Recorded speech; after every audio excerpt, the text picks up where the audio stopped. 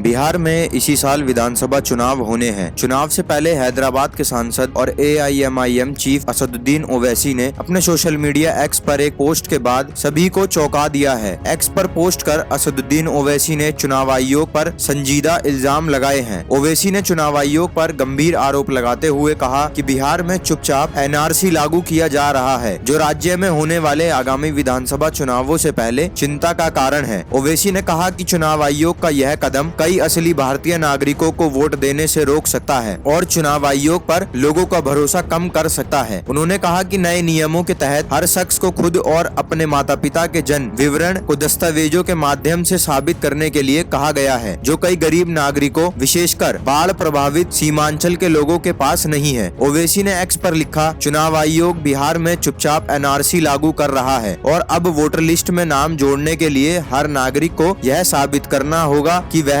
और उसके माता पिता कहां और कब पैदा हुए थे, जबकि आंकड़े बताते हैं कि सिर्फ 75% जन्म ही रजिस्टर्ड होते हैं और सरकारी दस्तावेजों में भी बहुत सारी गलतियां होती हैं। सीमांचल के लोग बहुत गरीब हैं, 2 वक्त की रोटी भी मुश्किल से मिलती है, उनसे उनके माता पिता के कागज मांगना एक क्रूर मजाक है। अपने दूसरे पोस्ट में ओवैसी ने नए नियमों के बारे में बताया कि पहला, अगर उनका जन्म जुलाई 1957 से पहले हुआ है तो आपको 11 मान्य दस्तावेजों में से कोई एक देना होगा जिसमें जन्म तारीख या जगह लिखी हो। अगर आपका जन्म 1 जुलाई 1957 और 2 दिसंबर 2004 के बीच हुआ है तो आपको खुद की जन्म तारीख जगह के साथ साथ कम से कम एक माता पिता की जन्म तारीख जगह के कागज होना जरूरी है। अगर आपका जन्म 2 जुलाई 2004 के बाद हुआ है तो आपको अपने दोनों माता पिता की जन्म से जुड़े दस्तावेज भी दिखाने होंगे। अगर माता पिता भारतीय नागरिक नहीं है तो उनके पासपोर्ट और वीजा की कॉपियां भी जमा करनी होगी। उन्होंने बताया कि सुप्रीम कोर्ट ने 1995 में लाल बाबू हुसैन केस में साफ कहा था कि किसी व्यक्ति को वोटर लिस्ट से बिना सूचना और प्रक्रिया के नहीं हटाया जा सकता। नागरिकता तय करने के लिए सिर्फ सीमित दस्तावेजों पर भरोसा नहीं किया जा सकता, हर तरह के सबूतों को स्वीकार किया जाना चाहिए। ओवैसी आगे कहते हैं कि बिहार की जनसंख्या बहुत ज्यादा है और वहाँ कनेक्टिविटी बहुत खराब है। ऐसे में जून जुलाई के